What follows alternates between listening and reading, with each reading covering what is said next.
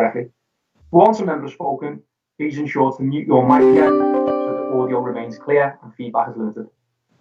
When members and officers do wish to speak, you can either use the hand up feature, or if you insist, by attracting attention to my screen. When I do bring you in, please do unmute, say your name, and allow a brief pause while we ensure you're visible on screen. Once you have spoken, please make sure to lower your hand also. Before we commence, are there any apologies to report? I know Sarah Jennings has contacted, or Councillor Sarah Jennings has contacted us already. Fortunately, Sarah is unable to make today's meeting. Are there any further apologies to report? Thank you, Chair. No further apologies have been reported to me as Committee Secretary. Thank you. Thank you. Item number 1, declarations of interest. Can I ask if members have any interest to declare related to any items of business on the agenda this evening? Okay. One matter I must declare is my relation to Sharon Connor, Cabinet Member for Regeneration, so therefore I will be absent myself from the meeting at item number 7. That is the call in on the St John Market decision. Okay. Item number 2. Now, normally at this point, I would be referring members to the minutes of the last meeting. However, in view of the volume of work, the minutes of our last meeting will be circulated and published alongside the minutes of this meeting over the coming weeks. I do appreciate how this differs from the usual practice. However, this reflects the scale of additional work being undertaken by members and officers during recent weeks. I think something that we could all understand and fully appreciate. Item number 3. Grant Thornton order findings for Liverpool City Council, financial year ending 31st of March 2020. And on pages 1 to 44. At this stage, I can advise that Grant has withdrawn their order findings from consideration this evening. This follows on from the publication of the Best Value Inspection Report yesterday and will enable Grant Thornton to undertake additional checks and assurance review in light of issues raised within the report. I am, however, pleased to welcome Andrew Smith and Georgie Jones of Grant Thornton to our meeting, and at this stage I will invite them to comment briefly if they wish. Either Andrew or Georgia, do you wish to comment? Yes, Chair, thank you. So just to update members, obviously we received the Best Value Inspection Report yesterday, which we've read. We were anticipating, as we'd actually stated in the report that had that been included in the paper pack, that we were expecting obviously best value issues, which we would then need to do some further work on to conclude our VFM work. But through reading the report, we also spotted some issues which potentially could impact upon the accounts. So I did discuss with Mel earlier today the need to probe further on a couple of areas in relation to the accounts. So we will do that and hopefully be able to bring back the audit findings report to a future meeting of the audit committee once that work is concluded. So I just wanted to explain why we've decided to pull that agenda item tonight. The one thing I also just want to mention is I am aware in the media reports there have been comments around the accounts not being signed off for the last 5 years. I just wanted to clarify that comment because it's not actually factually correct. As many members will be aware, we have actually signed the accounts opinion for the last 5 years, including 2018-19. What we haven't done is certified the audit as complete, which is a slightly different thing, and that's obviously due to the ongoing police investigations. Once they are concluded, we may do some additional work, largely around value for money, and obviously we reserve the right to use our wider powers in relation to that work as well. So there is a difference, and I just wanted to make that put that on the public record, just to clarify the difference. Happy to take any questions, Chair. Thank you, Andrew, and thanks for doing that in the first instance. I mean, sadly, some of the things we have read have been a little bit of kind of speculation and conjecture on historical accounts. You know, some of the things I've read, misnomers such as they are unaudited accounts. So I think it's really, really important that you remind, particularly for some members, to be careful with the kind of terminology that they may be using. You know, some of us are experts in audit, some of us aren't. So I think those clarifications are really, really important. So we appreciate you taking the time. If we could bring Councillor Nathanson in first. Thank you, Chair. First question is really to Mel, I suppose.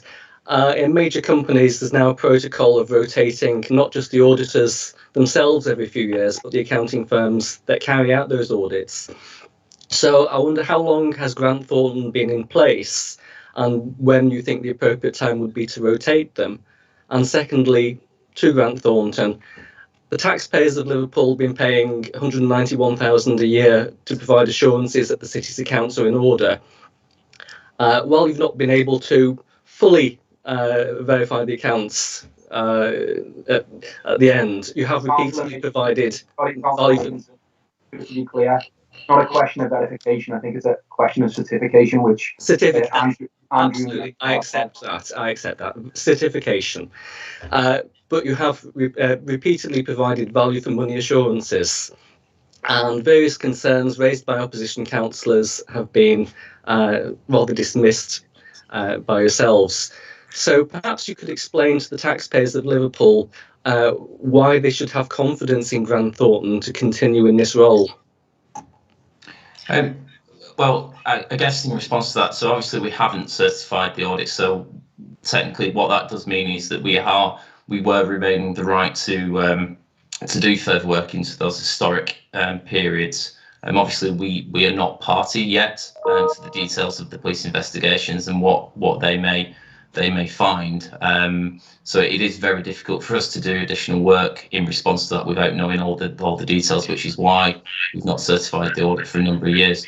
Obviously, the external audit, largely in terms of kind of potential fraud issues, we're largely concentrating on material extractive fraud, i.e. theft or loss of assets or cash, or indeed financial reporting fraud. And we are confident in the work that we've done around those areas, and I don't believe there is anything in the best value report that lends itself to that type of fraud. Obviously, there are very serious best value issues in there, but there is a limit to what we can do around that in terms of the requirements of the VFM work. To a degree, we are largely dependent upon, first and foremost, in terms of management informing us of any issues that they're aware of, and until more recently, with the likes of Tony and Mel, those issues I do not believe have been flagged up to us at all, and I believe the best value report actually does state that as well. In addition to that, there's nothing that's been until more recently identified through the work of internal audit, which is your third line of defence. So from our point of view, when we've been doing our risk assessment, there have been no red flags to us of these issues until more recently, when obviously the arrest took place. So I believe that we've acted in completely appropriate, and we are confident very much in the work that we've done. Andrew, Andrew Smith, I think Councillor Makinson also had a question, without wishing to preempt Councillor Makinson, regarding the nature of public sector or public authority procurement of audits as well, regarding tenure and longevity of audit engagements. Are you able to provide some further clarity to that? Yeah, I don't have the dates to hand, but I do believe that we are within the current rotation requirements, but I'll have to refer back to the committee on that, if that's okay, just in terms of the exact dates. We do obviously check that on an annual basis to make sure that we as a firm, but also we as individuals, do comply with those requirements. We do as an authority take part in the procurement of external audit, and I think the last one we did was about 2 years ago, and it was part of the PSAA procurement that went out across the country when Grant Thornton was procured through that. And there's I will check, but I think there may be 2 years left on that contract before we go out to procure again. That provides some clarity, Councillor Makinson. Yeah. I'll bring Councillor Kennedy in at this stage. I'm mindful Councillor Kemp indicated, and that's absolutely fine, but I'd rather bring committee members in first, and if Councillor Kemp wishes to speak, I will bring him in after Councillor Kennedy. Councillor Kennedy. Oh, thank you, Chair. I suppose similar to Andrew's question, though perhaps less aggressively put. Was it possible for the auditors to pick up any of the issues that Calla has identified in his report? If not, would it be necessary to change the brief? Or could Liverpool City Council have given more help in terms of you being able to identify these things, which would have given us a more early warning of the problems we faced? Yeah, I think that is a valid question. So, in terms of the work and the requirements of the valid family work in the past under the previous Code of Audit Practice, I think it would have been incredibly difficult for us as external auditors to pick up the issues that have occurred. The only way we would have been able to identify and then do some further work on this would have been on the instance that management had reported concerns to us, or internal audit had identified concerns, or indeed someone had contacted us via the whistleblowing policy. However, none of those issues, none of those things were brought to our attention in the past. So ultimately, for me, and I think the Best Value report does actually state this, that people within management were aware of these issues, but ultimately didn't actually inform internal external audit, and therefore and that ultimately is where there has been a kind of breakdown, really, because quite frankly, if people had seen issues that they were concerned about that they didn't feel were being addressed, they should have turned to external audit in that instance. I wonder, sorry, Councillor Kennedy, as well, if we could put to Andrew, it's perhaps worth at this point perhaps clarifying for some of the members of the audit committee the role that kind of a management representations letter takes place in an audit file. Is that perhaps a comment worth making? Yeah, I mean, absolutely valid. I mean, there are representations in there around fraud and making sure that we're aware of all issues and concerns around that. So there is an annual representation that management provide around that as well. So that is part of the annual process. But indeed, there are, people can contact us whenever they want if there are concerns that they do not believe that the council is properly addressing. I have a question of my own. I think Councillor Makinson does want to come back in, and of course I will bring him back shortly. One question I do want to ask is, as part of kind of the audit risk profile, one of the presumed risks, I think I'm correct in saying, is the risk of management override. Correct. In the cases of local authorities, can you just clarify who constitutes management? Is it cabinet members, elected members? Is it members of kind of staff? And what sort of testing is done on management override, and why is it perhaps falling short in this instance? So that's a specific risk that we need to do as part of the financial statements audit. It's actually specified in the auditing standards, and what that's obviously that is concentrating on the accounts. So what that's looking for are our management doing things to effectively financially misstate the accounts. So we do lots of additional works around journal entries in the ledger, and also the accounting estimates that go in place. So largely we are talking about management in terms of executive officers essentially, but obviously kind of key people in finance as well. Thanks, Andrew. Councillor Kemp, did you want to come in? Because your hand was momentarily raised and I didn't want to... no, I pressed the wrong button. Thank you, Chair. Oh, that's okay. Thanks, Councillor Kemp. Councillor Makinson, back to you. Or have you also pressed the wrong button? Sorry, Chair, I'm taking my hand down after the last question. Okay. Now, Councillor Kennedy, I was mindful it was your original question. Did you feel your question was answered? I think it was mainly, but we're talking about going out to tender in another couple of years, and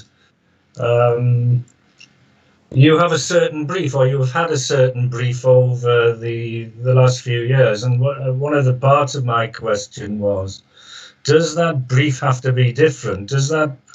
Could the tender process itself, when we come to reappointing or otherwise auditors for the upcoming period, could that be designed differently in order to assist you identify such items? Thank you. So in procurement, that is really about the selection of auditors rather than the scope of our work. The scope of our work is set out, one, within auditing standards themselves in terms of the financial statements, and then secondly, within the NEL's Code of Audit Practice. So where we are required to follow those requirements. Just in relation to the point in terms of changing the brief, the NEL has actually just recently updated its Code of Audit Practice for 2021 onwards. And one of the key changes in that is a change to the value for money work, so that it is moving away from risk-based exception work, which is partly, I suppose, to blame for this issue, because obviously we then depend upon red flags coming to us for us to act and do additional work. It is changing to a much wider brief where we have to provide commentary across 15 key lines of inquiry across 3 criteria, which are financial sustainability, governance, and improving economy efficiency and effectiveness. So that brief will give us a wider view on the authority going forward. So that will help in terms of this going forward. And just one more, if I may, Chair, just very, very quickly. You obviously, Liverpool isn't your only authority. Correct. You cover a lot of authorities, and I was wondering if any of the red flags that came up sometimes could be from your own comparison as you enter different authorities and how they're working, how they're operating, and your knowledge of them, instinct, as it were. Yes, we do. Obviously, we do share the learning across our client base. So where we do identify issues which may be relevant to other authorities, we do share that learning. We've actually just released a report based upon some of the public interest reports that we've actually issued elsewhere in the country, for example, at Croydon. So we do publish learning from and that obviously does include lessons for other authorities where we're seeing issues which may apply across the sector. And of course, we do use them to inform the work that we do of our own value for money as well. Thanks, Andrew. I want to bring, I think Tony's indicated, and then Tricia, Tony. Yeah, just to say, Chair, in terms of any additional external audit requirements as a result of the intervention that we're going to be subject to from the government, I think that's a matter for us to discuss with the commissioners when they come in, and with Mel and Chris leading that discussion, obviously discussing it with members. And if that required us to need additional support from external audit, that would either be within the flexibility of the existing arrangements, or we'd have to make a decision next time round to procure outside of that collective framework that we're a part of. But that would be a matter for us to determine, and obviously it's a bit early at this stage to work that out. But all of the support, assurance, risk management issues around what's occurred will form part of our improvement consideration, and of course we'll discuss it with this committee going forwards. Tricia?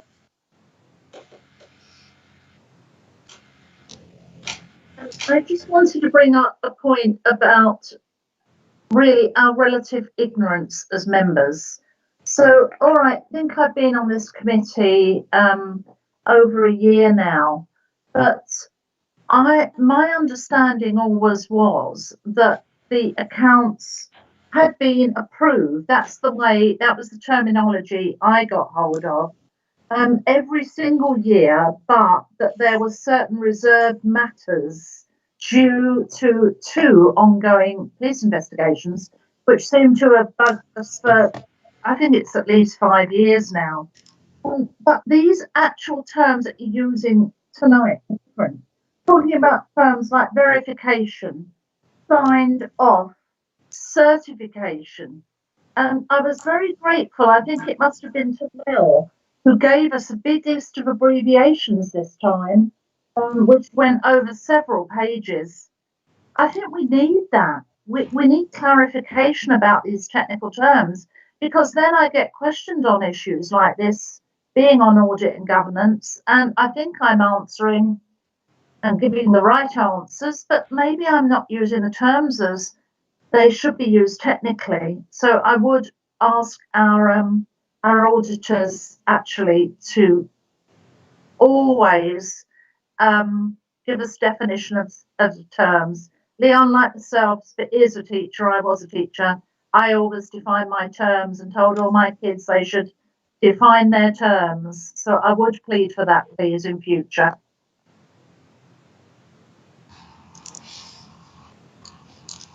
Anything on that, Andrew, do you think, in terms of how the perhaps auditors relay the kind of information, how they kind of present the information? Yeah, we'll take that away, Chair, in terms of how we can clarify the terminology that we use within the report. We'll take that away. Thank you. Mel? Thank you.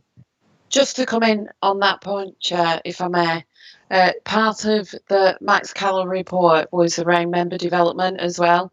And one of the items we have been discussing is that member development programme and making sure people who sit on committees like this, which can get very technical, have the appropriate training in place to let them scrutinise the papers that we bring forward. So the treasury management element of it, the final accounts element, and the budget. So with yourselves, we want to work up a programme of training to help with that scrutiny. Okay, thanks for that, Mel. I think that's really important, and I think that's a theme we'll return to later in a number of ways. But can we formally note that Grant Thornton will submit their revised audit findings for Liverpool City Council year end on the 31st of March 2020 to this committee or its successor form in due course following completion of additional checks and assurance measures? Is that agreed? Agreed. Agreed. Okay, can I direct members' attention to item number 4? This is the audited statement of accounts for 2019-20. Again, very similar to item number 3. In light of Grant Thornton's withdrawal of their audit findings, the reports and accompanying documents relating to our audited statements of accounts for 2019-20 are consequently withdrawn from consideration. A revised report and accompanying documentation will be submitted to this committee or its successor in due course. Can I move that we formally note the withdrawal of the report and documentation on the basis that a revised account for 2019-20 will be issued in due course following Grant Thornton's completion of additional checks and assurance measures? Is that agreed? Agreed. Agreed. Okay. At this point, we are going to move to item number 6. We return to item number 5 later, okay? And that is governance, risk and internal control frameworks update. As everyone will be aware, the Secretary of State, the Right Honourable Robert Jenrick MP, yesterday announced the outcome of the best value inspection undertaken by Max Callan, CBE, and the inspection team. No doubt an engagement that many of us will have engaged with, participated in during this 3 months here. I would like to advise the committee I've been working with Chris and Councillor Kent on a review of the committees with a paper that will come forward for consideration before the AGM, and this suggests a number of changes for the Audit Committee, which will reflect some of the recommendations or the recommendations in full within the Inspector's report. Clearly, the City Council will be responding constructively and in full to the findings of the report over a long period of time, and a number of clear public statements have already been issued by the Acting Mayor and the Chief Executive on this matter. As the report is so recently published, I will now invite the Acting Mayor to comment. Councillor Simon. Thanks, Chair. Thank you, Leon. And Liverpool City Council do take the findings of the report from Max Callan extremely seriously. The inspector has found failings in relation to land disposal, governance, and the relationship between elected members and officers, and makes a series of recommendations to tackle these issues. This includes, as we found out yesterday, sending commissioners to work alongside officers and councillors.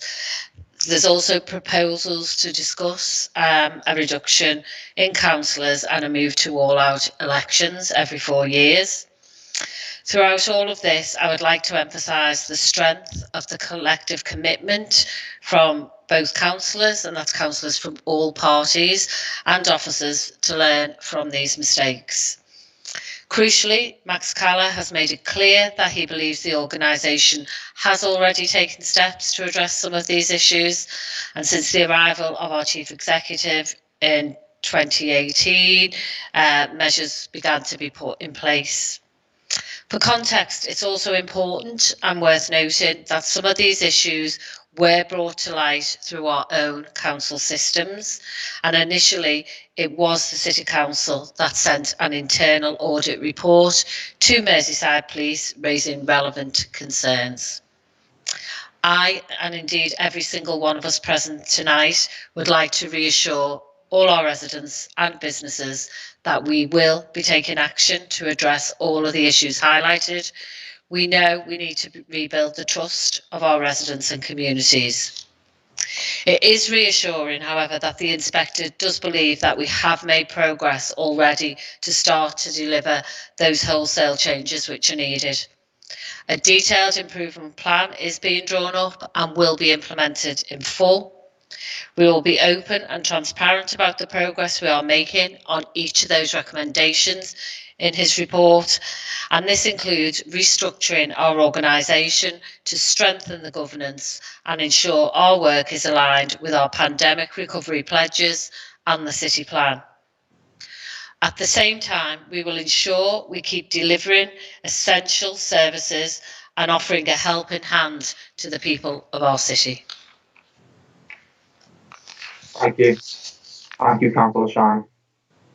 We now have a presentation which will take the committee briefly through the headline findings, what the recommendations mean for us, and the next steps we will be taking. In addition, there will be an all-member briefing session, or there was an all-member briefing session held over lunchtime to run through these key issues as set out in the report. If I can now hand over to the officers to deliver this presentation related to best value inspection, its findings, recommendations, and next steps. Hi, my name's Lisa Smith. For those of you that don't know me, I work in the Chief Executive's Directorate, managing a service relating to policy intelligence and programme management office, and I've been the single point of contact for the inspection over the last 3 months or so, and will be working really closely with you all and across the council to drive forward the development of the improvement plan and the associated monitoring and reporting of that as we move forward.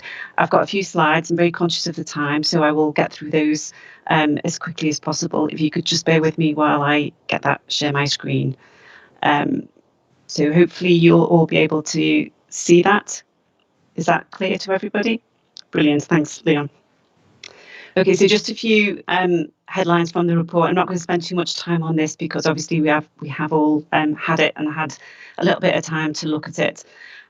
It recognises, and it's important to say, that the council has, very many excellent and hardworking members and staff. The report recognised that the leadership of the Chief Exec, statutory officers and the wider management team is a very positive force, strategic, and that officers really now want to move on and do the right thing. There's been significant improvements since 2018, and the report recognises the steps that's been taken since that time, and that those improvements that have been made on control and compliance are really having an impact, and the inspector is seeing where things have been stopped or prevented. Obviously, the report is a very difficult read. It highlights serious failings in governance practice in the areas of the inspection. There are just 2 quotes from the report in terms of corporate blindness and a culture of rule avoidance, which I'm sure that we've noted. It reports very clear that we failed to demonstrate best value in areas of the inspection. There is a concern around the capacity in order for us to continue the improvements at the pace and scale that the inspector thinks is appropriate. Serious record keeping failures were highlighted, especially around decision recording and property files, and there's a very clear failure to comply with rules relating to key decisions, scrutiny and exempt reports. In terms of the recommendations and next steps, this is just a kind of visual here for you to see what the recommendations sort of say. So over a period of 3 years, we will have commissioners that will have executive functions over regeneration services, highways and property. Over that period, we will be looking at the electoral reform in terms of the revised election cycle. All property transactions, whether by at heads of term stage or formal consent, would need to go through the commissioners for this period of time. Over that period, they will have oversight and approval for statutory officer dismissal and appointments, and they will also oversight the improvement plan, the development of that, and the reporting into MHCLG. And really, it's probably pertinent to remember what the Secretary of State said to us yesterday, which was that the improvement plan is in our hands. It is our plan. We will develop that. It is for us to set the right processes up. That it is for us to set the right processes in place for that. If the commissioners think we're not making the right progress, then that will be an escalation point up through to MHCLG. That improvement plan needs, as a minimum, to have the issues that are listed there in green. So it's a council restructure over a 6-month period to scope that and to agree it. And that's both the council structure, but also the right capacity to oversight the improvement plan and to deliver those improvements that are necessary.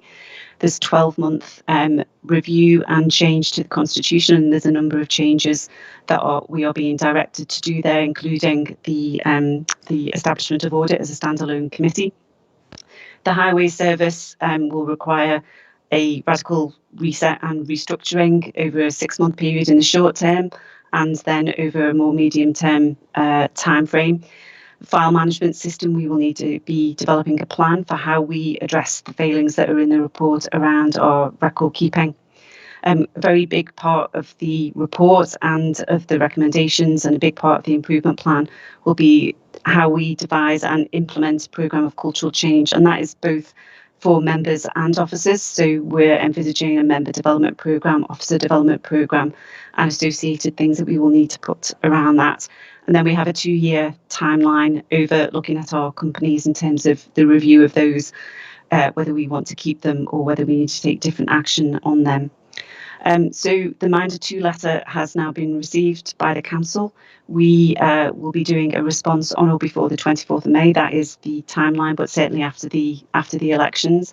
We've already started to look at the property disposals and acquisitions that are in the pipeline, because we're conscious of the direction that we now have to for that to be reserved to the commissioners in terms of consent. The inspection team that was with us are in touch with us and have offered their assistance and oversight in some of the work that we might want to quickly get ahead of before we make the formal response in May. The commissioners won't be appointed until after our response in May, and they will then work with us around that improvement plan. But we will hope to have a full improvement plan ready for them to look at.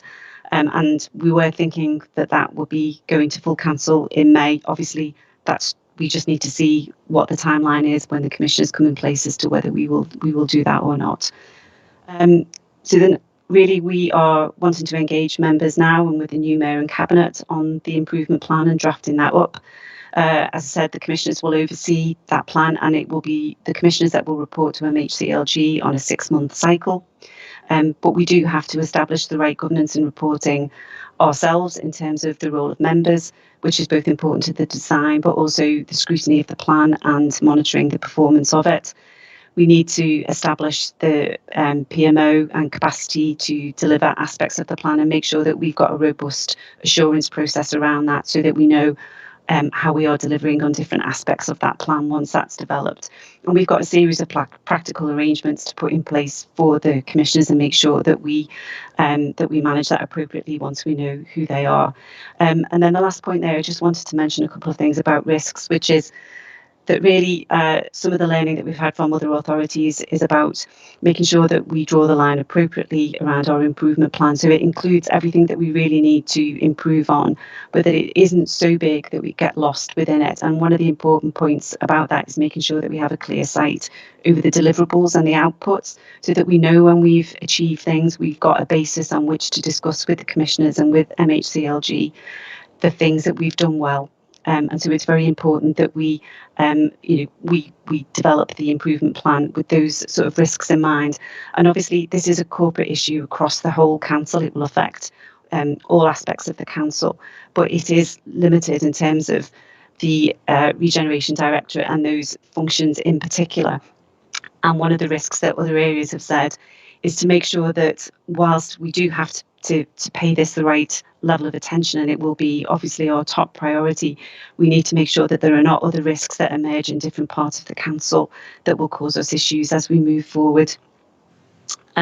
Just to let you know around where we are with the improvement plan itself, we've just starting to take that forward in terms of developing the narrative in that and the actual action plan tables. And we have been working very closely with the inspection team when they were here to learn from them and to understand the issues that they were seeing so that we could start to scope out those actions. And we do have a set of actions across all of the areas in the inspection report. We just need to work to restructure that into the right sort of format.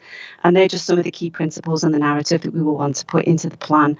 And it's really important that we sort of stress, as Tony has said in a lot of the interviews that you all seen, and Wendy, that this does not and should not define the council. Yes, we absolutely have to rebuild trust in the council, but we are a vital lifeline to many of our vulnerable residents. We will continue to deliver those quality statutory services that we have to do, and all of the other services. We still are working effectively with our partners to deliver our city plan and to recover from COVID. And we really will use the plan to make sure we very clearly set out what type of council we want to be, built on those really important values of honesty, integrity, accountability. In terms of the, so that's just really a sort of contents page that we're thinking of moving towards. And this you'll probably recognise from the recommendations that's in the report and what the Secretary of State spoke about yesterday. So there'll be a theme in there around constitution and decision making. There's a theme around leadership and capacity. There's obviously a theme and area of work around our companies. There's a set of actions that we'll need to take around assurance, processes and systems, things like the file management structure, things around the decision making pathway and some of the financial management processes that we might want to tighten up on. And then there's a very big area around cultural change that would include both officer development and member development, how we communicate that, how we test the temperature of the organisation and evaluate what we're doing. And then there's a section which is around resetting some of those services, in particular around highways and property management. So we've already done a series of action plans. We will set out in those action plans what we've already done in terms of improvements, very clearly focus on the outcomes that we're trying to achieve and the key deliverables. And then we will be having a series of tables that set out the actions very clearly with milestones and ownership around them. So I think that's where we are at the minute in terms of our plans for that. So I'm very happy to come back and talk to the committee about those as we develop the drafts of the action plan. Is that okay? Thank you. No, thank you, Lisa, and obviously thank you. I think you alluded to the fact you're the central point of contact, so I'd imagine the past 3 months have been incredibly demanding, so, not potentially a pleasant task, but I think on behalf of everyone, we thank you for the vast amount of work that you would have done, so we do appreciate it, and we do appreciate the you taking the time, probably at quite short notice, to draw up that as well, and signpost the future pathway, shall we say. So thank you very much. It's greatly appreciated. Yeah, no, pleasure. Glad to come. Councillor Makinson. Thank you, Chair. A lot of the concerns highlighted in the Colour report were facilitated by an excessive use of commercial confidentiality as a reason not to release information for scrutiny. Certainly, Councillor Kemp and I faced that many times when we tried to challenge various things that people had come to us with concerns over. And in many cases, there are issues that are now highlighted in the Colour report. So what I'm really looking for is a change in culture of how we apply commercial confidentiality, more rigorously looking at whether it's necessary. And I am disappointed that later on this agenda we do have an item that is using section 12A of the Local Government Act to not make the information public. I accept that some of the information in there probably has justification for that, but other parts of it are clearly historical information, sometimes involving companies that are no longer even around. So I would hope we would look more carefully at that in future. Thank you. Thank you, Councillor Makinson. I think a reasonable point. I can't see any other indications apart from Councillor Kemp. So, Councillor Kemp. Thank you, Chair. I just wanted to come in, partly because you named me to begin with, but partly I wanted to give an assurance that this is the first sort of committee meeting we've had, that although we will have all sorts of differences about the past, and you would expect us, I don't think that's feedback with me, right, it's gone, that proves it. And you would expect us, as a different political party than yours, to use those politically. What I think we have to be absolutely clear of is, as we move forward, we've got to make every attempt to move forward together.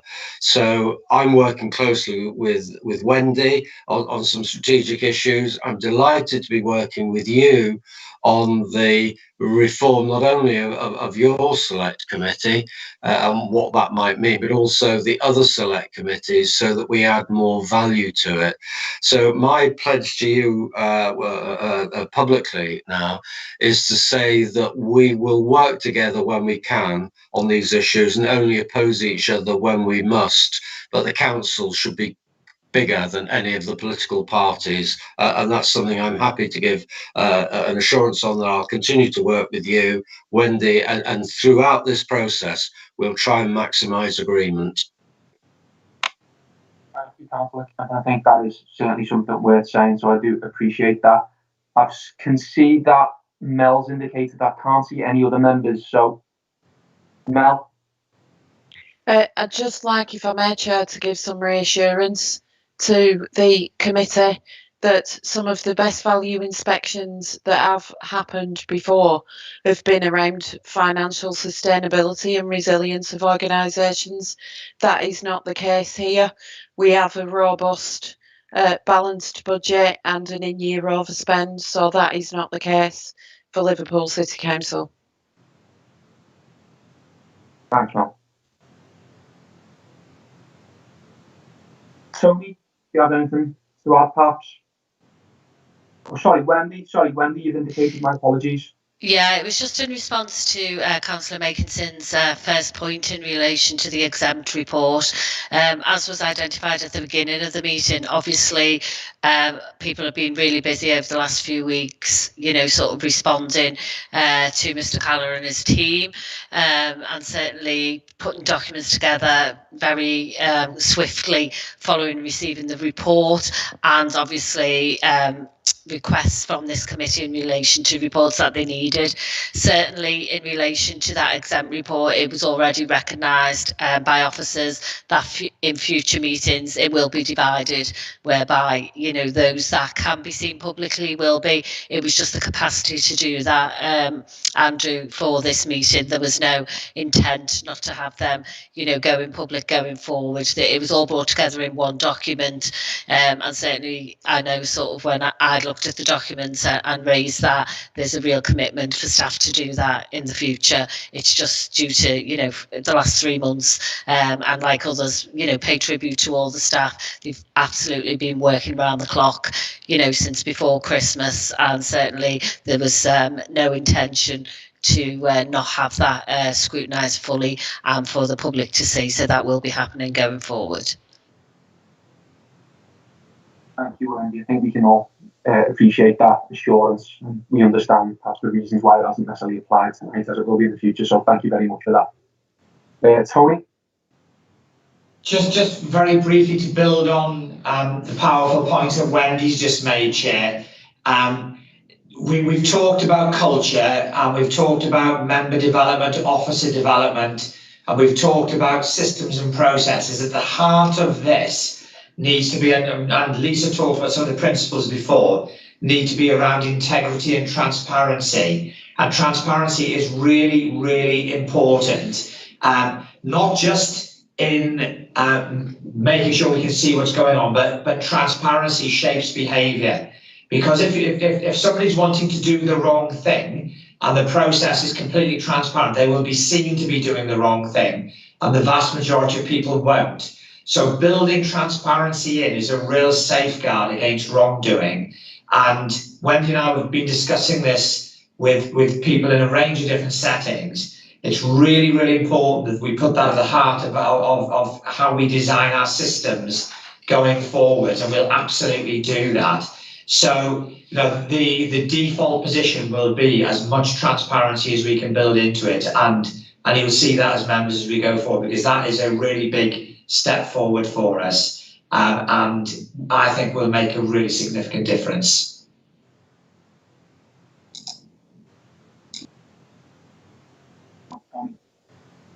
Thank you for all of the comments. I think in this area, I cannot see any further indications. So at this stage, I suggest that we note the presentation. We note that further all member briefings will be arranged in the coming weeks. And once we've had a chance to consider the content and digest the report in full, there will of course be further updates on the continued development of the detailed improvement plan. Is that agreed? Agreed. Agreed. Okay, thank you very much. So for our next item of business, item 7, relating to the called-in decision, I'll be stepping back from chair and not taking part in the debate on the basis of my relationship with the Cabinet member, Sharon Klein.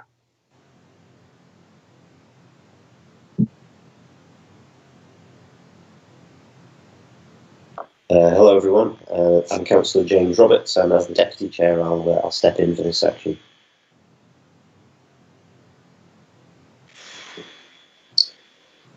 So this is item 7, so we turn to consider a decision of the Cabinet on the 15th of January 2021 which relates to St John's Market. The details of this are set out on pages 2013 to 17 of the agenda, 213 to 217. This has been called in by Councillors Kemp, Makinson, Kelly, Juarez, Story, Mace, Chris Brown, Davies and Story. The reasons they've given are to allow the Council to fully understand the problems which continue at the market and the problems which would be caused to traders if the 2017 rent and service charge levels were imposed on traders. So can I invite a spokesperson for those members who've called in the report to comment at this point? That's me, Chair, which is why I'm here. Much as I like the Audit and Governance Committee, I have come for a particular reason tonight. I've been involved in this since 2017. I actually went to the opening of this building by Ken Dodd, and as I walked round, I thought, this is a dreadful redevelopment. And within days, other people were saying exactly the same. When I inquired into it, it's very clear that St John's Market was redesigned without the benefits of an architect who had done markets before, without consultation with the traders, some of whom, their companies, not them, have had about 100 years experience in the market, and without talking to regular users of the market. And it was quite clear within weeks that this was a failing project and that people just couldn't afford the rents there that had been based on optimistic ideas about how the market would take off post redevelopment. That came to a head in about June 2018, when, because of a sort of rent strike, the then mayor, no, he's the current mayor, sorry, I'm not trying to be rude about him, but Joe Anderson went to the market and accepted that a lot of the work that should have been done to get the market working effectively just hadn't been done. And he proposed at that stage a 6-month rent freeze to allow that work to be done. That work wasn't done. And the then Deputy Mayor, Anne O'Connor, Anno Byrne, came along and promised a further rent freeze, if I remember rightly, of 3 months. However, since that time, the council hasn't taken any rent or service charge at all. I got involved in this again in August last year, when St John's Market was one of the last places in the city centre to reopen, because work that could have been done whilst there was no one able to use the market during the first lockdown just wasn't done. So I can tell you now that the work that was promised then, that could have been done during the summer, had a little bit of it done, but delayed lockdown. But some of the fundamentals that are required to make the market work, which were promised by both the mayor and the then deputy mayor, have never been done. And those have serious repercussions. The escalators don't work properly. The entrance and exits aren't properly signposted into and out of the market from the wider market development.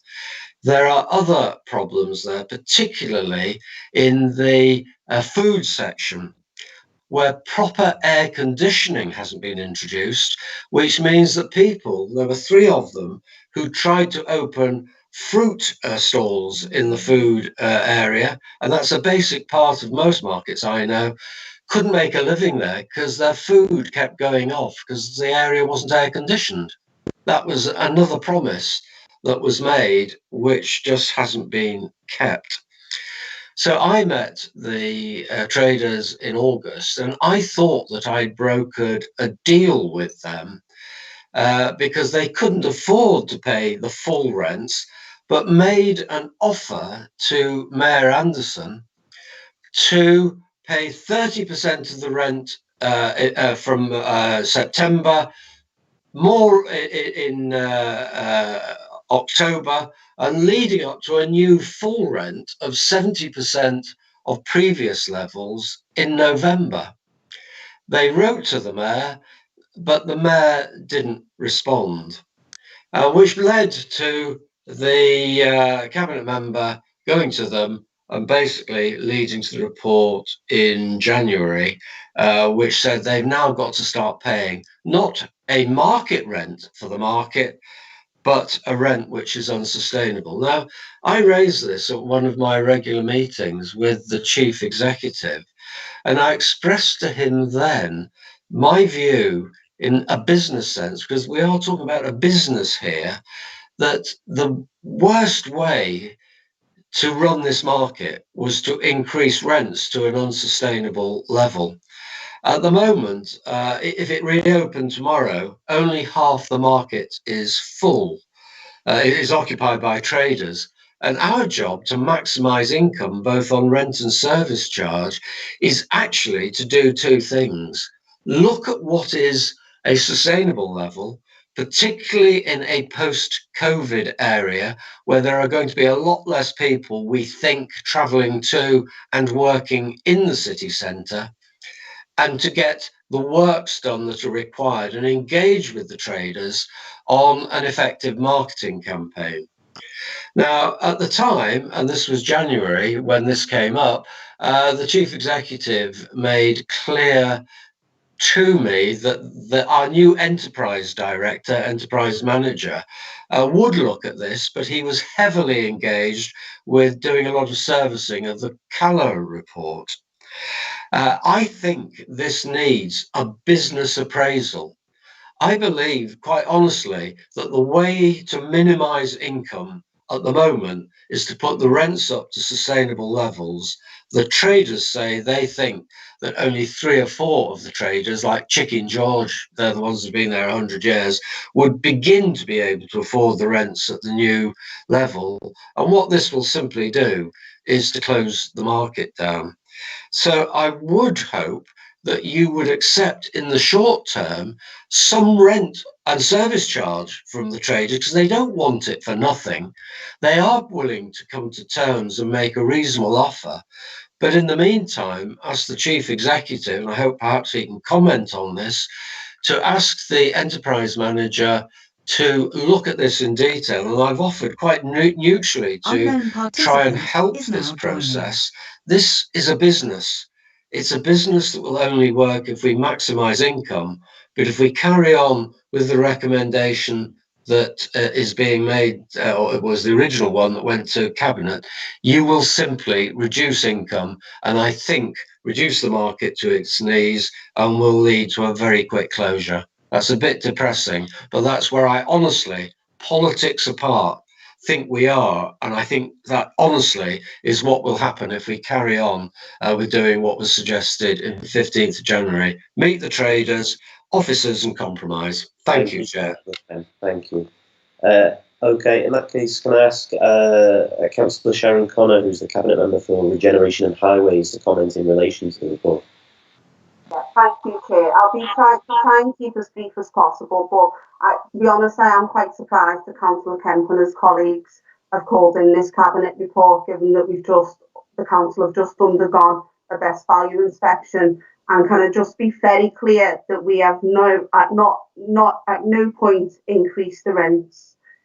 Just to add some context here, so following the refurbishments in 2017, St John's Market's tenants signed either a lease or tenancy at will for the agreed rent and service charge. There was also financial support provided to traders at the time. Since 2018, Councillor Kent's quite right, traders have benefited from free rent and service charge, and in addition, more recently, the Council have assisted traders to access COVID financial government grants and the furlough scheme. The Cabinet report in January 21 was to seek approval to issue invoices as per the letters that were sent to traders at the end of August last year, which set out our intentions to reintroduce the rent and service charges, but we also offered to extend discounted periods to assist traders and engage with traders over their personal circumstances. The markets team continued to provide support to all traders in what is a very challenging time for the whole retail sector. We are now undertaking a review of all the Council's markets to further develop our future market strategy, as it's recognised that post-COVID is the opportunity for us to be brave, considered and ambitious to support our wonderful market offer. And just finally, Chair, as part of Max Caller's best value inspection, the Council will be undertaking a review of all the Council's market operations, which we are currently progressing. Thank you, Chair. Thanks, Councillor. Are there any other members of the committee who wish to ask questions? I've got Councillor Kennedy.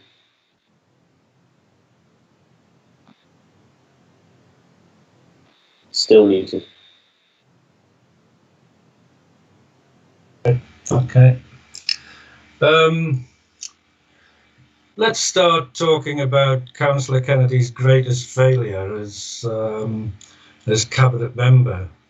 I last had anything to do with the markets in 2017 before I became Lord Mayor. Prior to that, and I agree with much of what has been said, the reformation of the market could have been done a whole lot better. It could have been done with a lot more resources. It could have done with supplying electricity to the middle of the building. There's lots of things that could have been done to make that better with a lot more resource. But it has to be said, at the time, Councillor Kemp is incorrect when he talks about lack of consultation. In fact, we had numerous meetings.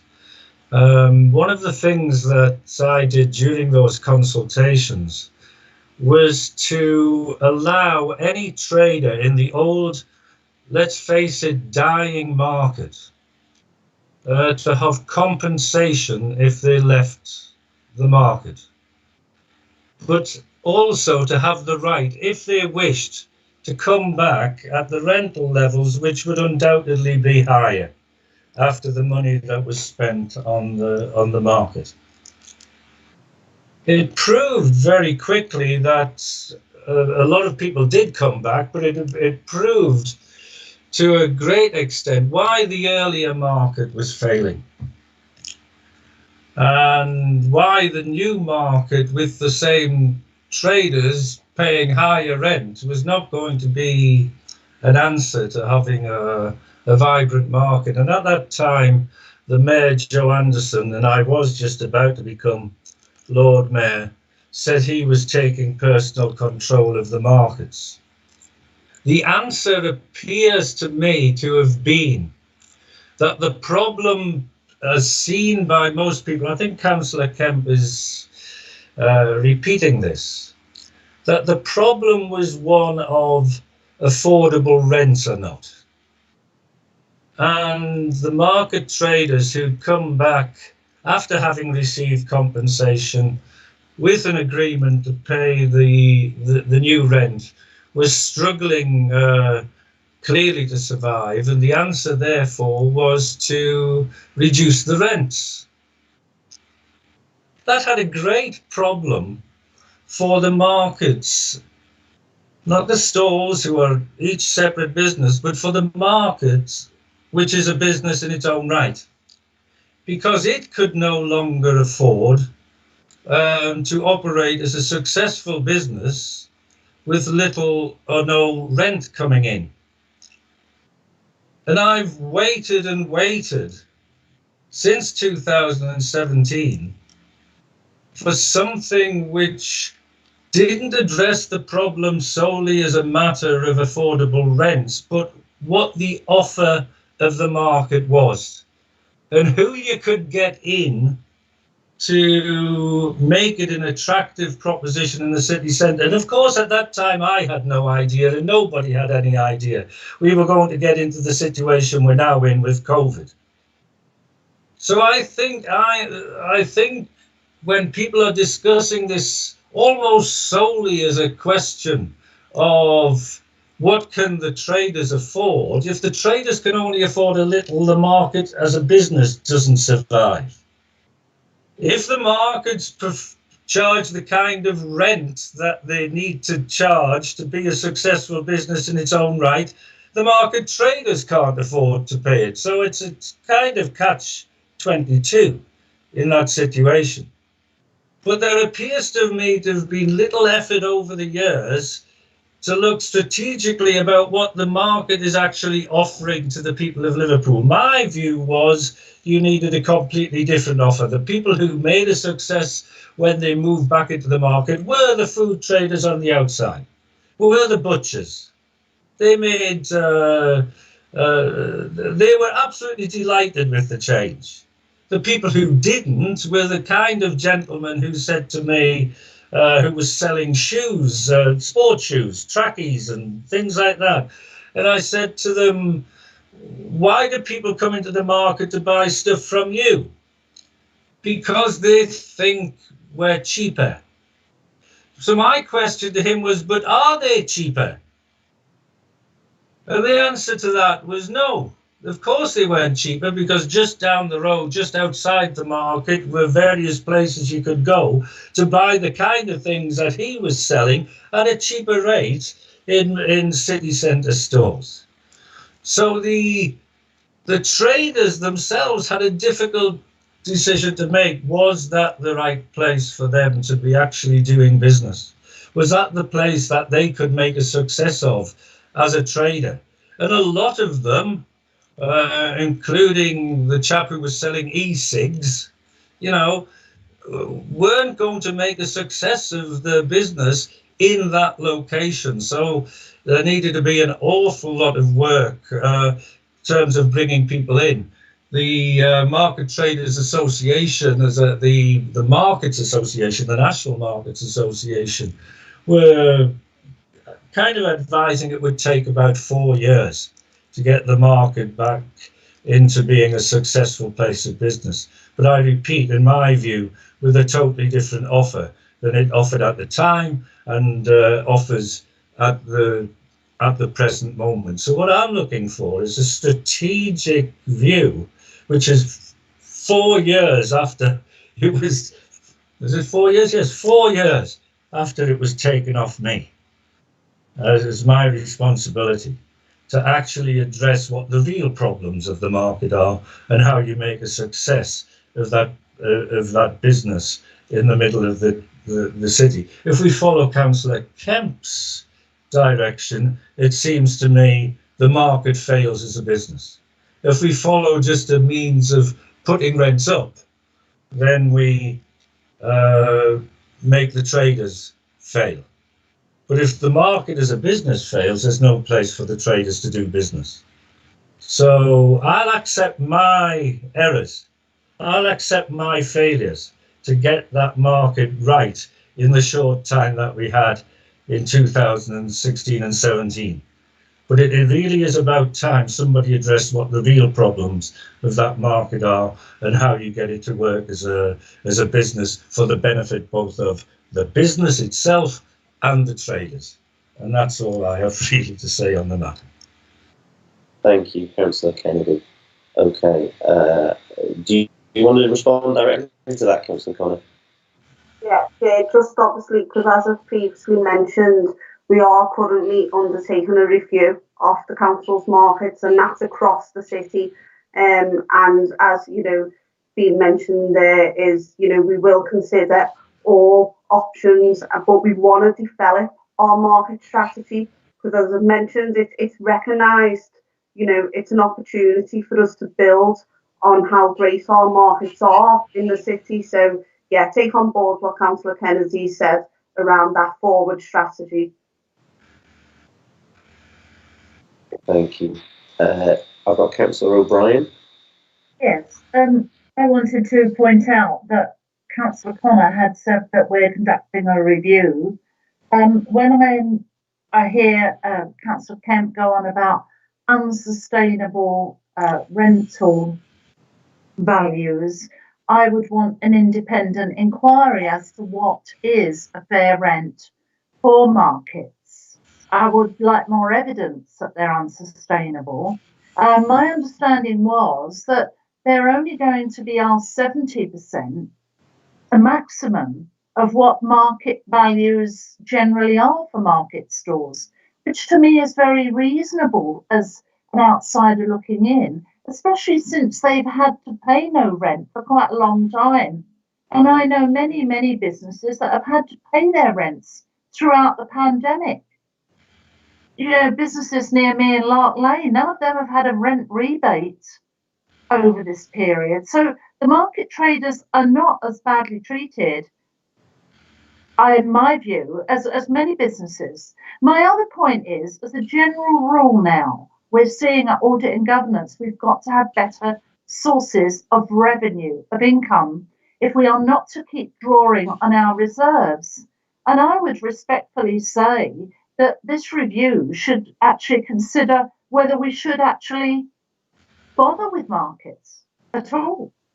Because if they're not going to give us a revenue stream, they don't seem to come under enough of those categories where we're looking at social value to me. Are they going to give us a lot of other social value, which might then make us say, well, maybe we're prepared to run it at a bit of a loss? But they don't seem to come under those headings, markets, to me.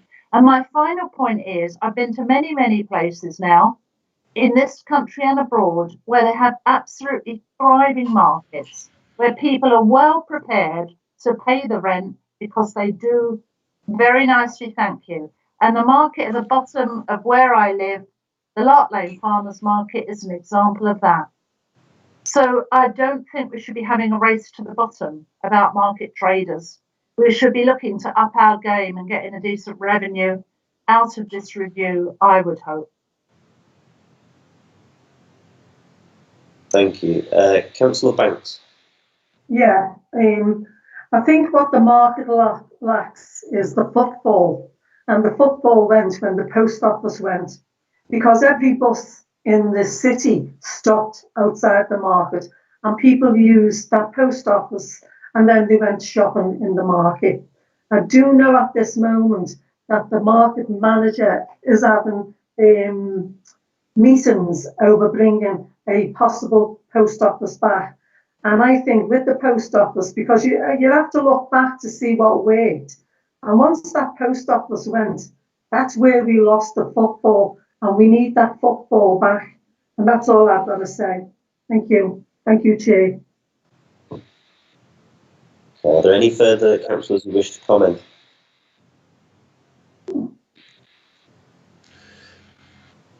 No? Okay. I've got one. Is that Councillor Corbett?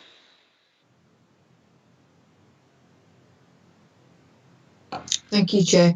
Just in terms of market, I think I take the point about having a review of how markets fit together and what the offer is inside the city.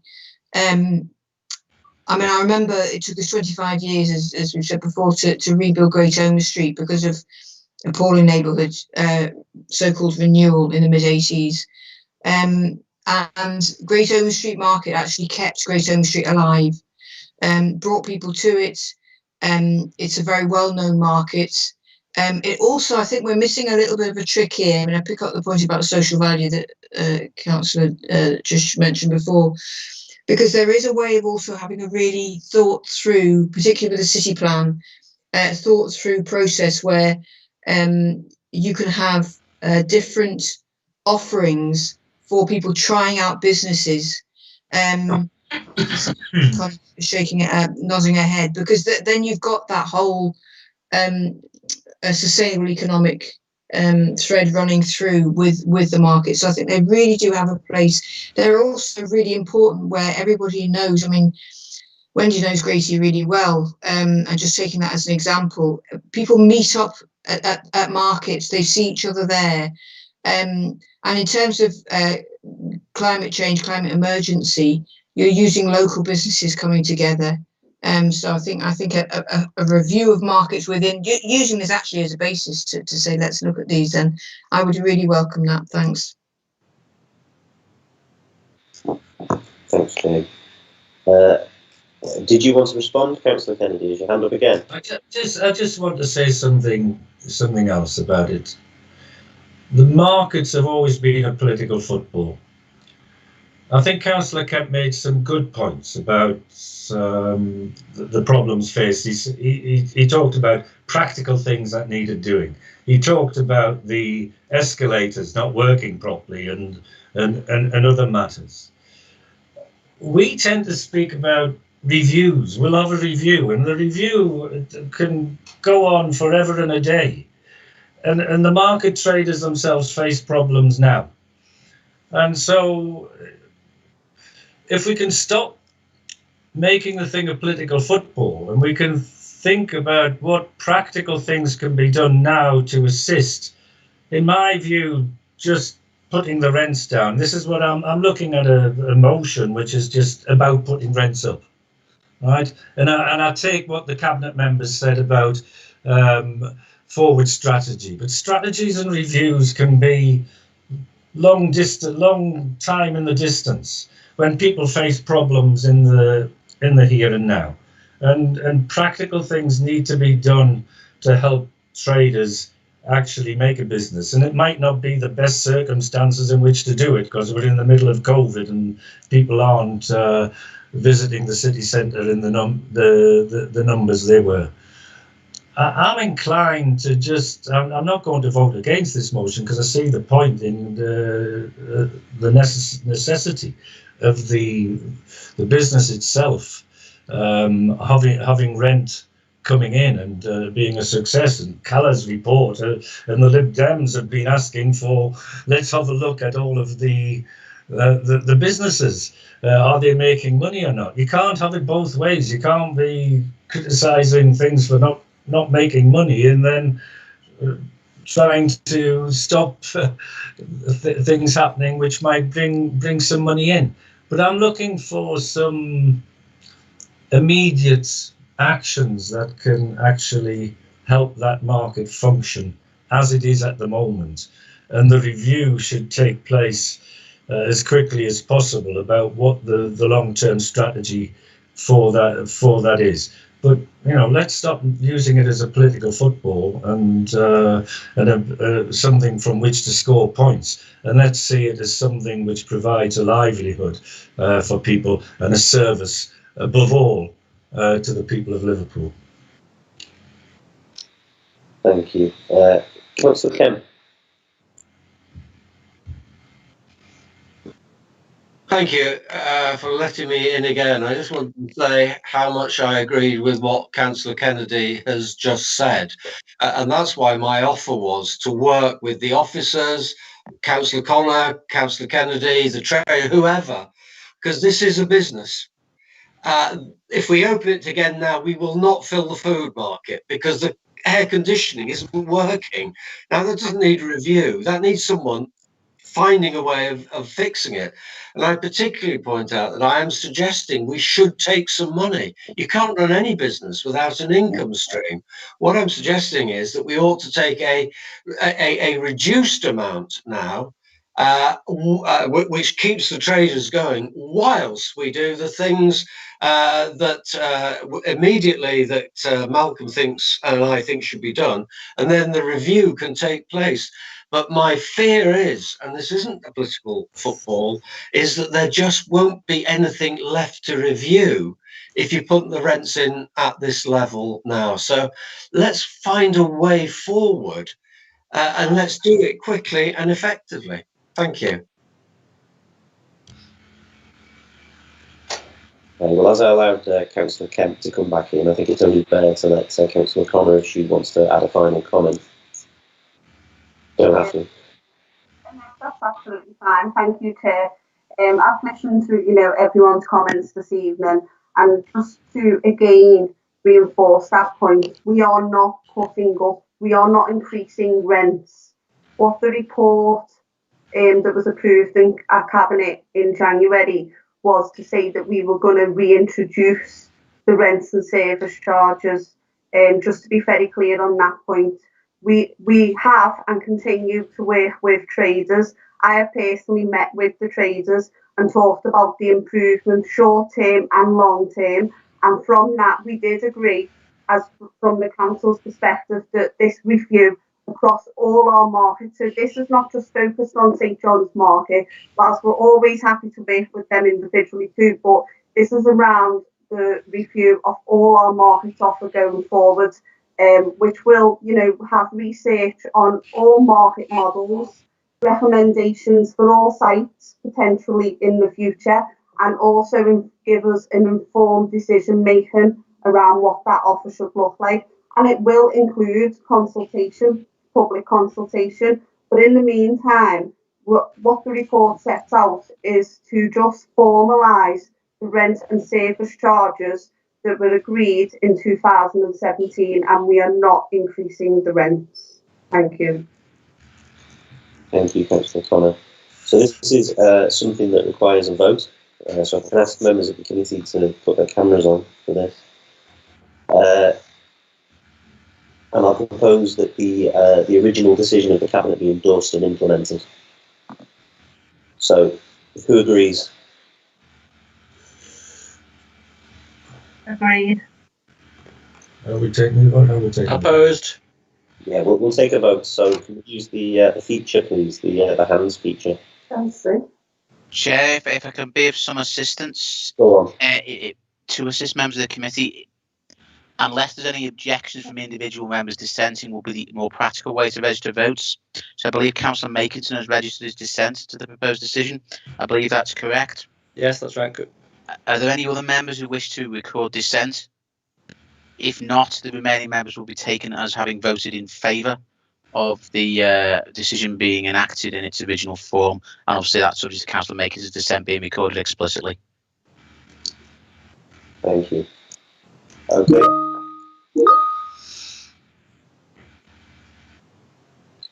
In that case, the report's been voted against.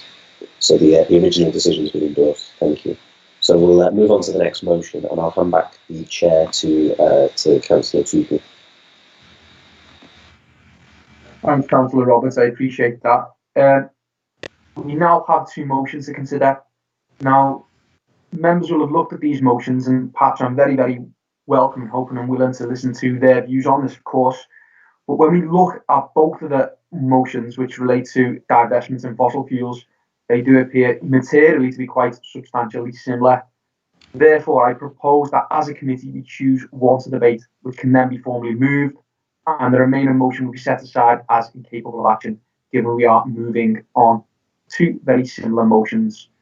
Members, do you have any thoughts on this? What I don't want to do is kind of, if I've looked at them, and to my mind they do appear very similar, what I don't want to do is clearly dismiss one when actually it is, or does have a slightly different emphasis to the other. Members, do we have any thoughts on that? Councillor Makinson. Thank you, Chair. I'm disappointed really that we're doing it this way. I think there was an opportunity, perhaps if we discussed earlier, to do a composite motion that took the best out of both. I don't know if there's any way to actually to do this right now. I think it's probably something that would require a degree of thought first. Yeah. Members, do we have any further thoughts? I can see one indication.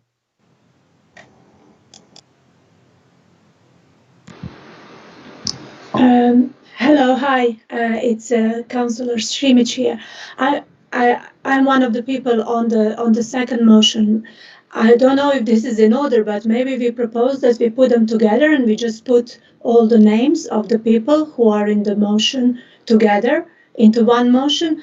I looked at the two motions quite carefully, and with the first one, I think what is the merit of that motion there is that it has examples as well in terms of UK councils who have already divested from fossil fuels. So I think that would be something that could be added into the second motion that we have written possibly more recently, because it's also connected to the report that was released in late February by Platform and Friends of the Earth. To be clear then, Councillor Simic, when you say the first motion, that is the motion that had originally been proposed by Councillor Alan Tormey, correct? Well, the one that is first on the agenda, from the agenda that I received, that's the first motion is from Councillor Tormey, and then the second motion is from the four Labour councillors, that me and Tim Jeeves and Ian Byrne and also Alison Clark. Oh yes, can I just add an important point, is that we have also received a statement from Merseyside Pension Fund, which is dated from the 1st of March this year, and which is attached to this motion, which I would like to move. And I think that is a very recent statement from the fund themselves. Okay, I'm very mindful, Councillor Simic, you've expressed your views that, so thank you very much. We appreciate that. I wonder, do we have Councillor Tormey in attendance? Chair, unfortunately, Councillor Tormey couldn't get time off work this evening to join us. Well, Chair, if I can offer some comments to assist members of the committee as to a potential way through. Councillor Makinson and Councillor Simic have both raised very sensible suggestions as to a potential way forward. Now, clearly, the nature of remote meetings are such that it's more troublesome for us to produce a composite and then share it around you. So, as a committee, if you're agreeable that in consultation with the movers of both motions as committee secretary, I produce a composite incorporating all relevant elements and omitting any duplicates so that it forms one single coherent motion, the text of which to be shared with all members of the committee, and if you're agreeable, that will form the basis of substantial resolution should members during the course of discussion be minded to accept that tonight. Councillor Simic, you're amenable to that? Okay, I think we've got Councillor Jeeves in attendance as well. I want to bring Tim in at this point. Is Councillor Jeeves? Thanks, Chair. Yeah, no, that sounds fine to me. Okay, well, with that in mind then, can I invite councillors to move the proposed composite motion? Mike, does that seem a sensible course of action? Chair, that seems sensible. I believe Councillor O'Brien wishes to comment. She does have a hand raised, Chair, if I could draw your attention. Councillor O'Brien. I just had a question really for the movers of both the motions. And this was about hybrid schemes. If we vote for this motion, would we be counting out any investment in hybrid schemes? Because I know there are some schemes now going ahead whereby you might use a fossil fuel on a very limited basis to set your system off or to top it up. You know, so you might have solar panels heating something up. You might have one of those ground heat systems. We've got a system that we consented in planning whereby we use water from the docks, which is already at a slightly higher ambient temperature, but it has to be topped up to what's required. So you might have to be using fossil fuels on a hybrid basis.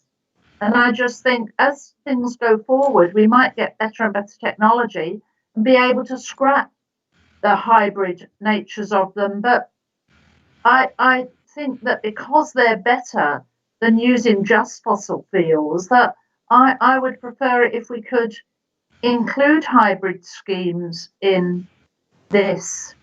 I don't know how the movers of the motion feel about that.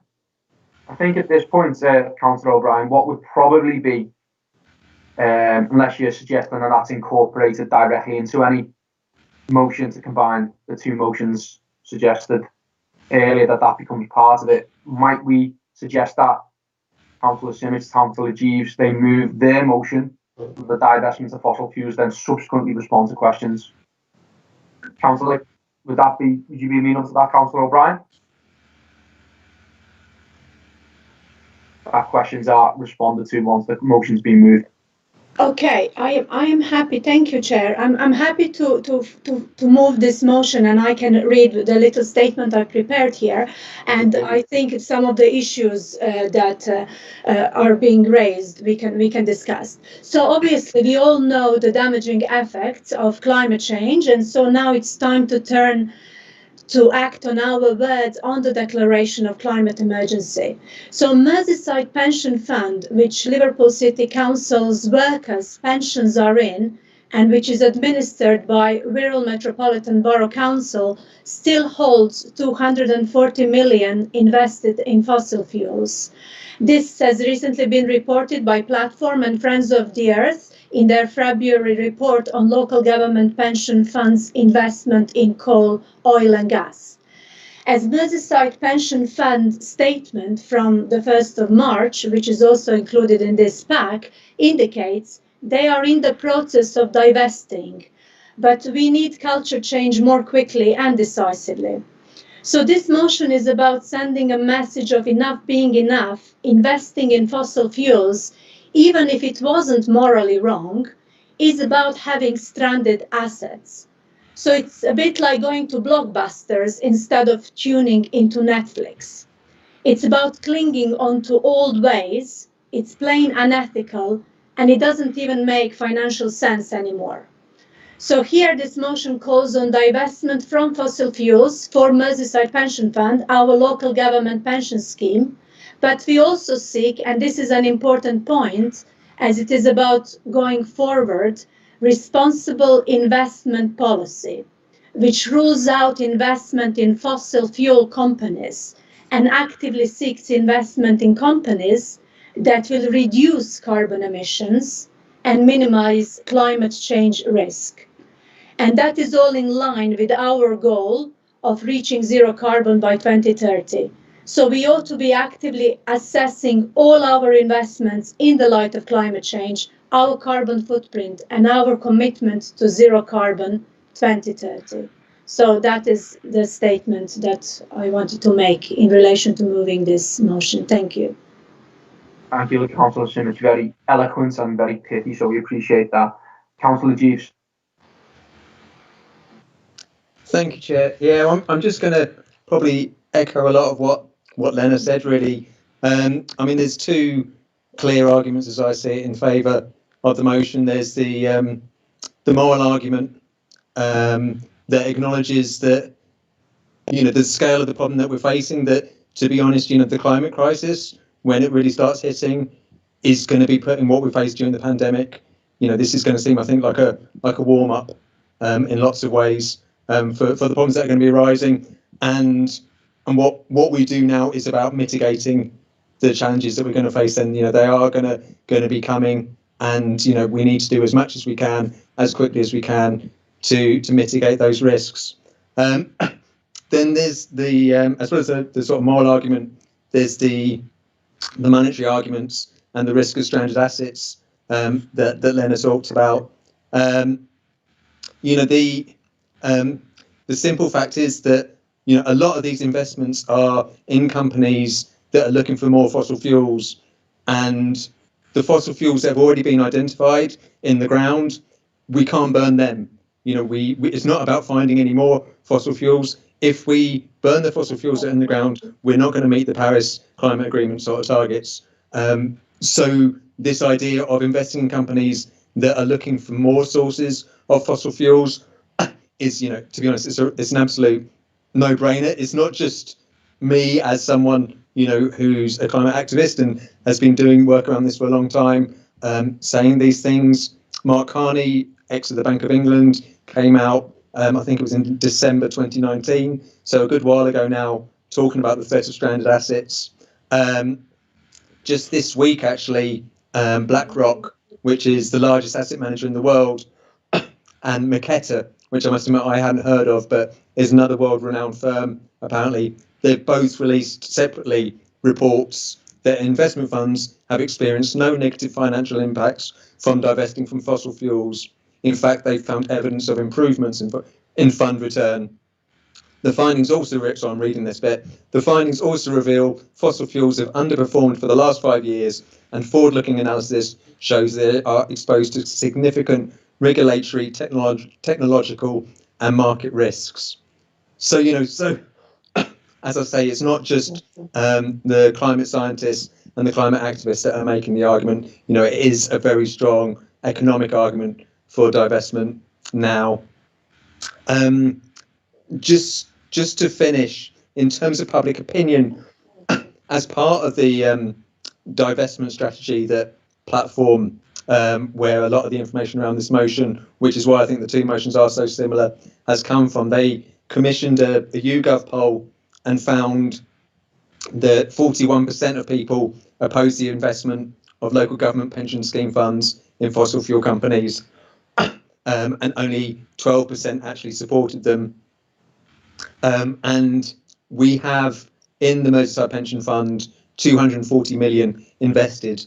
So it's not an insignificant sum. As Lena said, in the statement that was included with our motion, there is disagreement that the fund is already divesting, has been for a number of years. But as I say, things need to move as quickly as they can. And the statement that they've put out, I'm going from memory now, so I didn't make a note of this, but it was about divesting by 2050 with further divestment, I think, by 2030. It was a bit of a vague, slightly woolly piece of language, to be honest, around 2030. So 2050 is too far away. Just to remind, the committee that, of course, the City Council pledged 2030 to be net zero. And whilst we don't have direct control of the Merseyside pension fund, it does seem to be that that's a significant part of what we as a council are involved with. So it seems very relevant for us to be sort of writing to the fund in this way and developing a responsible investment policy as the motion addresses. Thank you, Chair. Thank you, Councillor Hughes. Again, a very articulate contribution. We appreciate that. I think we could perhaps condense it to the following 2 points. It is not merely the morally the correct thing to do, it is also the financially prudent thing to do. Would that be a fair summary? Okay. Yeah. Now, mindful Councillor O'Brien asked the question, so I'm going to return to Councillor O'Brien very shortly to see if she feels she's had any further clarity as to whether a specific concern, if I may, is being addressed. But I'll bring Councillor Melton Kennedy in first, because I know you've got your hand raised. Yeah. Just check. Yes, I'm not on mute. obviously anybody's going to have a lot of sympathy with this motion. It's obviously the right thing to do. There's a difference between the two motions, that one of them gives some time scale. It gives a number of years in which to do it, I think 3. The other one doesn't mention a time scale at all. I mean, my worry about motions like this is that you're not actually divesting in fossil fuels if you sell shares. You have the shares, you sell the shares to somebody else. So in other words, to divest yourself of the investment in fossil fuels, you have to get somebody else to invest in fossil fuels. In the process of doing that, depending on the speed in which you do it, how much of these shares you put on the market, etc., then that impacts on the price of those shares. Because if you put a lot of shares on the market all at one time, then that price will fall dramatically, and that might make it easier to find that other person to invest in fossil fuels by buying your shares. When you do that, then you have an impact. You have an impact on the pension fund. So when your shares are worth less and you've sold them to somebody, then there's a potential. There may be alternative investments with the money which bring back a better return, but there's a potential that what you're actually doing is having an impact on the pensions of people living on Merseyside. And that's what gives me always cause for concern with this kind of motion. So yes, I fully agree. The pension fund shouldn't be investing in companies which produce fossil fuels or burn fossil fuels which are still in the ground. That's absolutely right. But actually doing this is not going to make any difference to that. That's my concern. Explain to me where I'm wrong, please. But it just seems to me that the only impact, practical impact, if you do it too quickly, is that you end up impacting on the pensions of Merseysiders. So I'd be inclined to vote for the motion because I think you should divest from fossil fuels. But am I also voting for people's pensions to be lower? That's my concern. Councillor Kennedy, if I could just bring in, I've seen both Councillor Keys and Councillor Simic have indicated that they want to respond, and of course that will absolutely be the case. But I'd just like to bring in Councillor O'Brien, as I indicated initially, and then Councillor Makinson before going over to the movers of the motion, if that's okay. Councillor O'Brien. Well, I don't think anybody's answered the question about what happens about any hybrid schemes, although I completely agree with the sentiments of the motion. I think what I'm saying is, can we arrive at all these decisions immediately? And I see it that we do need timescales on this, because there might be some intermediate things that we shouldn't completely rule out. But although I agree with the sentiments that we should divest ourselves of use of fossil fuels, I've got this worry that we can't just do it tomorrow. We've got to build up to it.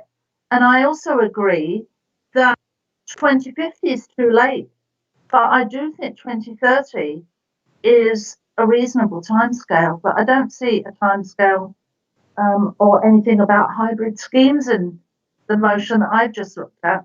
But I don't know if I've got the right set of notes up here that I'm looking at. Thanks, Councillor O'Brien. Councillor Makinson. Thank you, Chair. I often have sort of mixed feelings about these sort of motions that are calling on another organisation to do something, and sometimes I think we lose track of what our policies are on some of these organisations, because I'm sure we've had motions come to the Resources Committee, as it used to be when I was chair, on a very similar line, and I think indeed that Councillor Kennedy was the opposition spokesperson at the time and said something similar to what he said this evening. I think it is important in this case to actually make a statement of intent and try to lobby an organisation expressing our feelings. But I mean, to answer Councillor O'Brien's point, it doesn't really those technical points that she raises doesn't really matter that much in this motion, because it's not actually creating a policy for the pension fund. We are sending a message to them of the direction we would like them to move. Thank you, Chair. Thanks, Councillor Nicholson. Councillor Sturridge.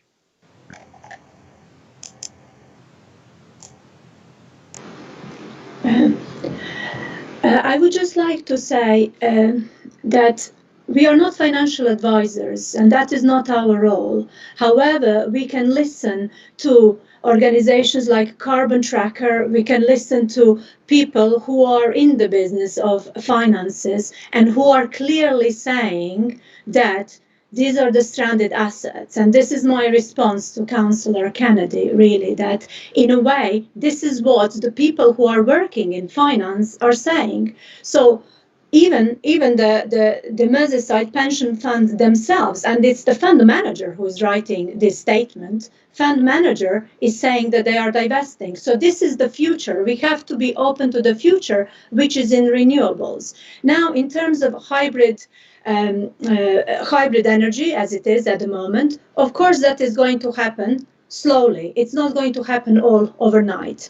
But I think the key point of the motion there is also the idea of responsible investment strategy. So that is the strategy that is going to help us develop an investment which is going to look towards more sustainable and renewable sources of energy rather than fossil fuels. So it is a technical point. So we are not going into such detail, but we are saying as the local authority that that is our intent, is to develop this kind of responsible investment strategy that is going to put us in line with 2030 zero carbon as we promised and declared in terms of climate emergency. So that is my response to the two concerns that were raised. Thank you, Chair. Councillor Jeeves, thank you. Anything further, Councillor Jeeves? Not really very much. I think the only other thing that I would add is that, you know, a part of the motion is actually calling for, I was just trying to find the specific line, that it's also about actively seeking to invest in companies that will reduce greenhouse gas emissions and minimise climate risk. So I suppose just in terms of tackling the market questions, I mean, as Lena says, you know, we're not financial advisors, but there is these statements from places like BlackRock, you know, that are talking about the regulatory framework that's coming in, and I suppose, and that regulatory framework is what's going to be leading to these stranded assets. And if we can be doing something to be honest, to be speeding up that process, I think that's a good thing. I think in response to Councillor O'Brien, you know, the divestment isn't going to be happening overnight. You know, it's calling for 3 years in the motion. And I think as well, you know, that perhaps, you know, my feeling is that we want to be avoiding those hybrid possibilities as much as possible. Perhaps there is going to be instances where they come, but you know, but this motion is calling for divestment from fossil fuel companies. It's not sort of outlining a strategy for what the whole transition is going to be. So you know, I think that there is still scope for hybrid activity to be happening, but it's not. But you know, it's about actively not supporting fossil fuel companies in the motion. Chair, just if I may comment very briefly. Just to pick up on the points raised by members during the course of what's been a detailed and well-informed debate on all parties, I will attempt to draw together a combined motion, drawing together the key elements of both motions and obviously avoiding duplication where possible. And obviously I'm conscious of the issues raised by members in terms of seeking clarification on various points as well. With that in mind, What I will do is I'll share with the movers of both respective motions a combined composite over the forthcoming days, if I may. Subject to respective agreements, that will then be shared with all remaining members of the committee. Now, in order to formalise that during a discussion and debate as well, I would suggest, as well as that motion being informally progressed, it also be submitted to the first meeting of this committee in the new municipal year or its successor, or indeed if there's a further meeting scheduled before the elections, then clearly we can consider the motion there as a committee just to confirm the exact details of your resolution collectively. That means it's exactly clear on what's being agreed, and all parties have full opportunity to review that. I think that's a sensible outcome. I think it'd be very difficult for us members to vote on something that they don't have in front of them. Absolutely. Councillor Simmons, Councillor Giesen in turn, Councillor Stormy may have different interpretations of what a composite motion looks like, which they may need to kind of discuss and come together to try and find mutual ground on. So I think that is a very prudent motion, but I would take the time to thank Councillor Giesen and Councillor Simmons in particular for their contributions, which are thought-provoking, valid, and they really do stress the need to that we must act now. We really do must act now. So thank you very much for taking the time. So with that in mind, are members amenable to the suggestion by Mike Jones that we defer a vote in light of seeing what a composite motion looks like? Is that agreed? Absolutely. Agreed. Agreed. Thank you very much. And thank you again to Councillor Hughes and Councillor Simmons for their time this evening. Okay, with that in mind, I'll move on to the supplementary agenda. We now come to our final items of business as set out in the supplementary agenda for the meeting. The appendix to the report is exempt on the basis that it contains financial and commercial information relating to the City Council and will disclose prejudice the City Council's commercial and financial position as well as its ability to meet the relevant statutory obligations. Okay, so we have talked about that briefly as earlier between Wendy and Andrew. Can I therefore propose to invite the acting mayor to introduce the report in general terms and provide context, after which we will move to consider the formal exclusion of press and public and then consider the accept appendix in detail. Thank you, Wendy. Thanks, Chair. The report does provide detailed information on the range and value of City Council investments and any associated debt costs, as well as annual net revenue where applicable to the Council. Investment decisions, just for clarity, are those made either by Cabinet or under delegated authority as part of the mayoral investment strategy, and largely have been made on an invest to earn or invest to save basis. And they are grouped into three types. There are strategic investments, and those are the provision of funding to stimulate regeneration and employment growth in the city. Or they may be service investments, and that's the creation or enhancement of assets to improve the value for money of services. And the third is investments in cultural and community buildings to ensure their ongoing viability and leverage in external funding. Moving forward, investment in capital assets will be considered with reference to our capital strategy as agreed at the Budget Council meeting on the 3rd of March this year, and which sets out a strengthened capital appraisal and decision-making process, which it will apply to the prioritisation and approval of new projects, with a focus on the city plan objectives and the recovery plan. In addition, our external investments are governed by the Treasury Management Strategy, which was approved at the Budget Council meeting on the 3rd of March 2021. As we move to discuss the detail of the exempt appendix, can I now move that members of the press and public are excluded during consideration of said exempt appendix, and that the public live stream of proceedings be ended at this point? This is because the report involves exempt information relating to financial or business affairs of the City Council, and that any disclosure would substantially prejudice the City Council's commercial and financial interests and inhibit the ability of the City Council to meet relevant statutory obligations. For all those reasons, the public interest in maintaining the exemption outweighs the public interest in disclosing the information, and it will therefore be considered under accept business. Is that agreed?